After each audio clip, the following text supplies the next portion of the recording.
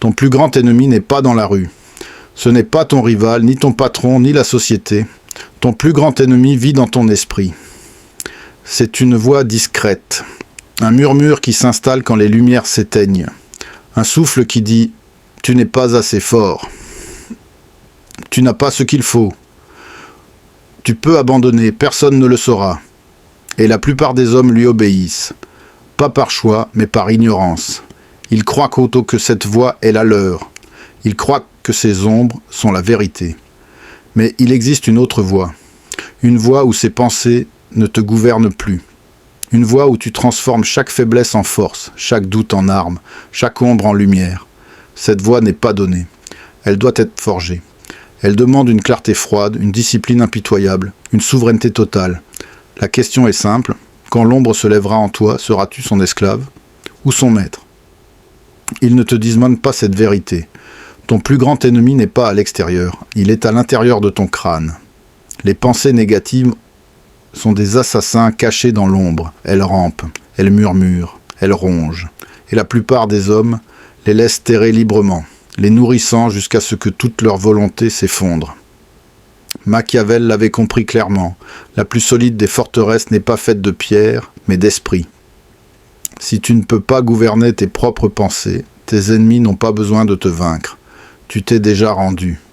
L'erreur que commettent la plupart des hommes est de combattre leurs pensées dans la panique. Ils luttent, ils s'énervent, ils se noient dans leur propre vacarme intérieur. Mais la sagesse froide dit « Ne combats jamais les ombres, observe-les, laisse-les apparaître, laisse-les parler, laisse-les passer. » Quand tu observes avec détachement, la pensée perd ses crocs. Elle n'est plus qu'un écho passager. Tu reprends ton pouvoir quand tu refuses de réagir. La discipline affine encore cette capacité. Les pensées négatives grandissent dans les esprits vides, des esprits sans but, sans focus, sans structure. Mais quand tu vis avec discipline, quand chaque heure est revendiquée, quand chaque action sert ta vision, il y a peu de place pour la décadence. Un homme discipliné n'est pas exempt de pensées négatives, mais il ne les nourrit pas. Il les affame en donnant son énergie uniquement à ce qui le construit. Le détachement est l'arme suivante. Tu n'es pas tes pensées. Elles traversent ton esprit comme les nuages traversent le ciel. Mais les hommes faibles s'enchaînent à chaque pensée, les portant comme des chaînes. Détache-toi, recule, demande-toi. Cette pensée sert-elle ma souveraineté ou l'affaiblit-elle? Si elle l'affaiblit, rejette-la sans pitié, froidement, sans hésitation. La sagesse de Machiavel est claire. Le prince qui épargne la faiblesse se détruit lui-même.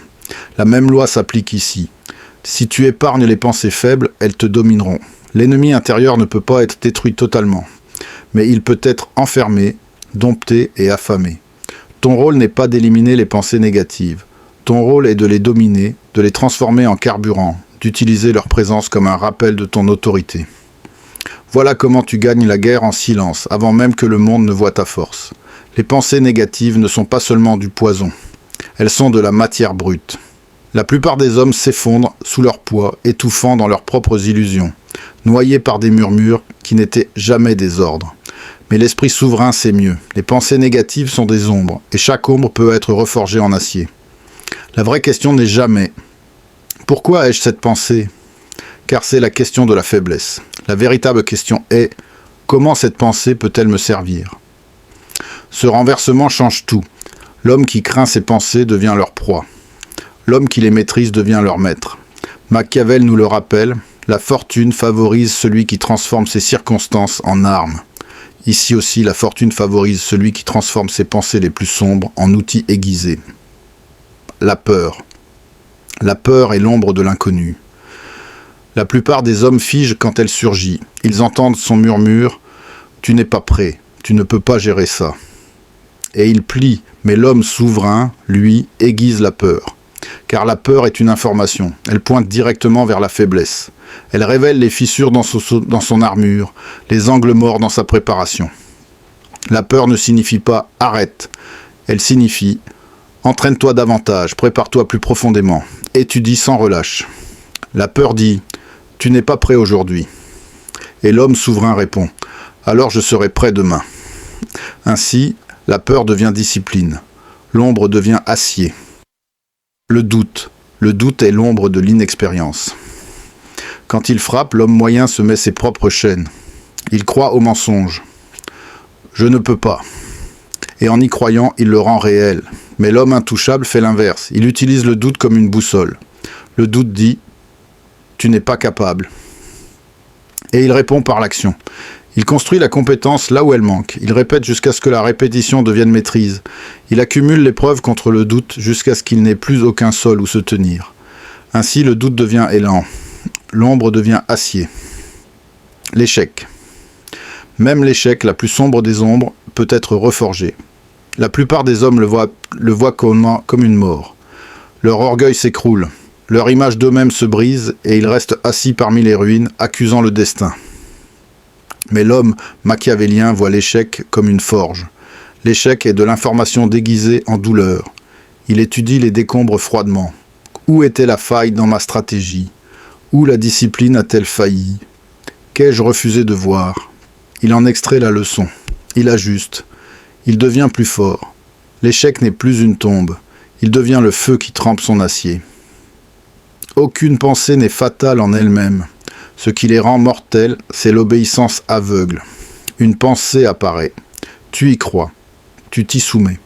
Voilà comment les hommes tombent. Mais l'homme souverain n'obéit jamais aveuglément. Il observe, il extrait, il raffine. Chaque pensée négative devient une ressource. Chaque ombre devient un outil. Chaque faiblesse devient un manuel d'instruction vers la force. Le monde te dira de faire taire tes pensées négatives. C'est une erreur. Une ombre réduite au silence ne fait que s'assombrir. La voie souveraine n'est pas de les faire taire, mais de les convertir. Transformer le venin en remède, le poison en carburant, l'obscurité en feu qui t'affûte, comme le forgeron qui ne craint pas la flamme, mais y plonge son acier pour le durcir. Les pensées négatives sont ce feu. Les faibles fuient devant lui, les forts y entrent et en ressortent plus tranchants.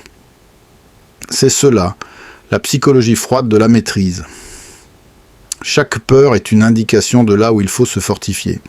Chaque doute est une invitation à construire ta compétence. Chaque honte est un rappel d'élever tes standards. Tu refuses de laisser une seule pensée se terminer par une défaite.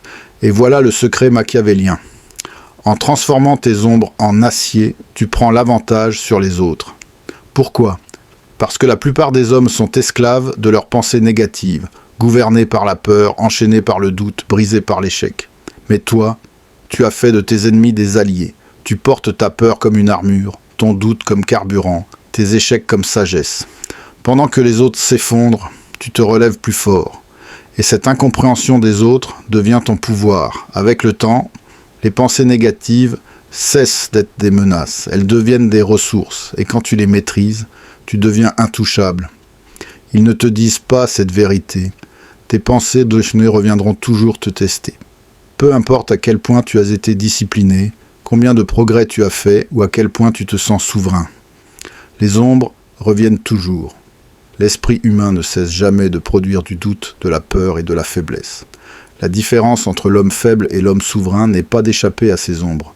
C'est dans le niveau d'armure qu'il porte, quand l'attaque survient. L'armure mentale n'est pas le déni. Ce n'est pas faire semblant que la faiblesse n'existe pas. Ce n'est pas coller des illusions positives par-dessus les fissures de tes fondations. L'armure mentale est délibérée, froide, construite brique par brique à travers la discipline quotidienne.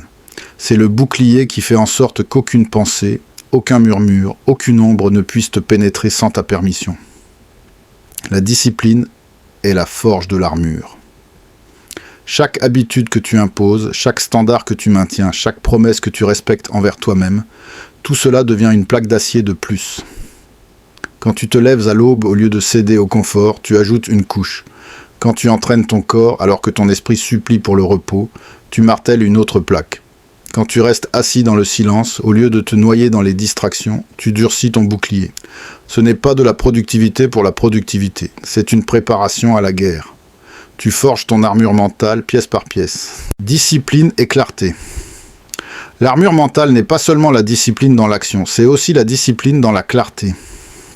Un homme discipliné sait ce qu'il construit, il connaît ses standards, il connaît ses valeurs, il connaît sa direction. Et cette clarté devient elle-même une armure. Un homme avec une vision claire ne peut pas être distrait par chaque murmure. Quand son esprit dit « tu ne peux pas faire ça », sa clarté répond c'est non négociable. Quand son esprit dit « tu devrais abandonner », sa clarté répond « cette mission était plus grande que le confort ». Le but est le bouclier qui bloque le doute avant même qu'il ne trouve une faille. L'armure doit être martelée chaque jour. Elle n'est pas construite une seule fois. Néglige-la une semaine et des fissures apparaissent. Néglige-la un mois et les ombres s'infiltrent. C'est pourquoi la discipline n'est pas temporaire. Ce n'est pas un projet. Ce n'est pas une poussée d'énergie.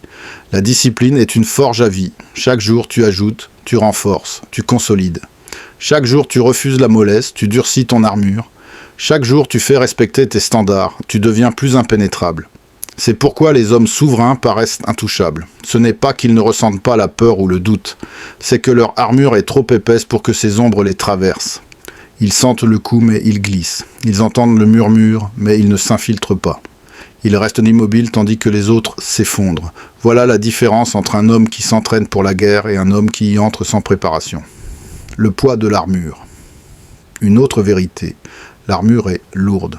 La discipline n'est pas facile. Tenir parole quand personne ne regarde est lourd. Garder ses standards quand la tentation appelle est lourd. S'entraîner chaque jour pendant que les autres se reposent est lourd. Mais ce poids est le prix de la souveraineté. Les hommes faibles se plaignent du fardeau de la discipline. Les hommes forts la portent comme une armure. Et une fois qu'elle durcit, elle ne se ressent plus comme un poids, mais comme une liberté. Pourquoi ? Parce qu'armé, tu ne crains plus le coup. Tu ne redoutes plus l'arrivée des pensées négatives. Tu ne fléchis plus devant l'échec ou le doute. Tu avances avec une certitude froide, car tu sais que tu es préparé. Et cette certitude devient une présence. Les autres sentent qu'un homme ne peut pas être transpercé. Ils sentent l'armure, même sans savoir la nommer. Et ce simple ressenti commande le respect.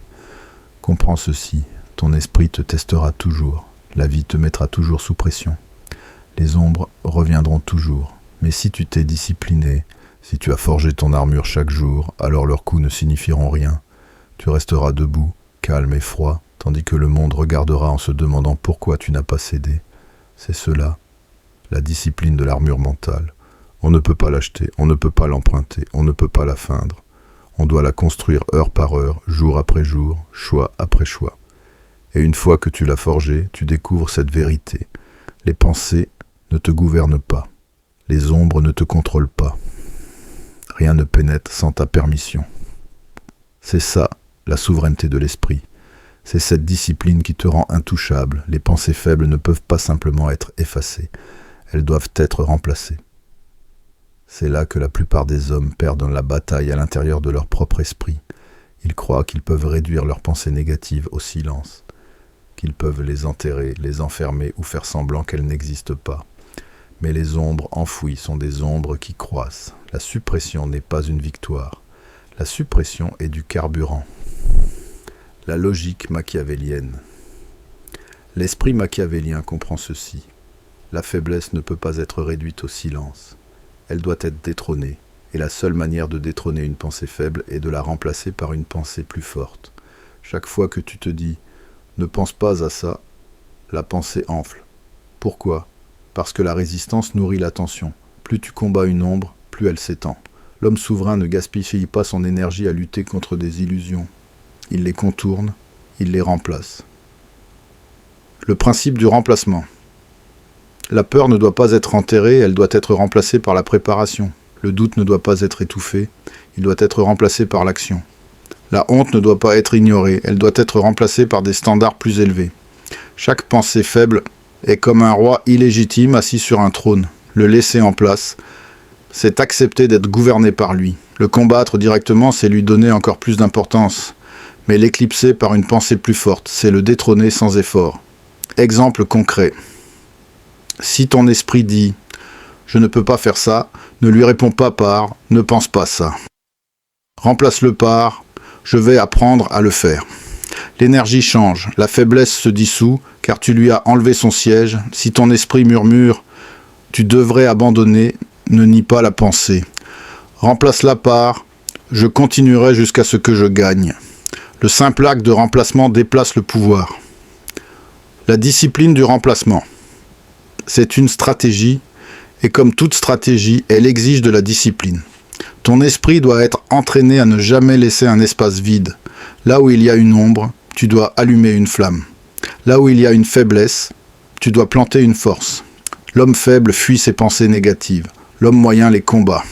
Mais l'homme souverain les remplace. Et ainsi, peu à peu, son esprit devient un territoire où chaque faiblesse détrônée laisse place à une force plus grande. L'esprit humain est un champ de bataille. Chaque jour, les ombres de la peur, du doute et de la faiblesse tentent de reprendre leur trône. L'homme faible s'effondre devant elle. L'homme moyen lutte, mais s'épuise. Seul l'homme souverain domine. Non parce qu'il a éradiqué les ombres, mais parce qu'il a appris à les observer, à les transformer, à s'armer contre elles et à les remplacer par la force. La souveraineté de l'esprit n'est pas un état passager, c'est une discipline à vie. Elle exige l'ordre dans le chaos, la constance dans la fatigue et la clarté dans la tempête. C'est un art froid, méthodique, impitoyable avec la faiblesse. Souviens-toi de ceci, les ombres ne disparaîtront jamais. Tes pensées reviendront toujours te tester. Le monde cherchera sans cesse des failles dans ton armure. Mais si tu as forgé ton esprit par la discipline, si tu as élevé tes standards jusqu'à ce qu'ils deviennent ta seconde peau, si tu as remplacé chaque faiblesse par une force, alors rien ne pourra te gouverner. La véritable liberté n'est pas de vivre sans chaînes extérieures. La véritable liberté est de régner sur soi-même. L'homme qui règne sur ses pensées règne sur sa vie. Voilà la promesse et le fardeau de la souveraineté. Ceux qui l'acceptent deviennent intouchables. Ceux qui la refusent restent esclaves de leurs ombres. À toi de choisir ton camp.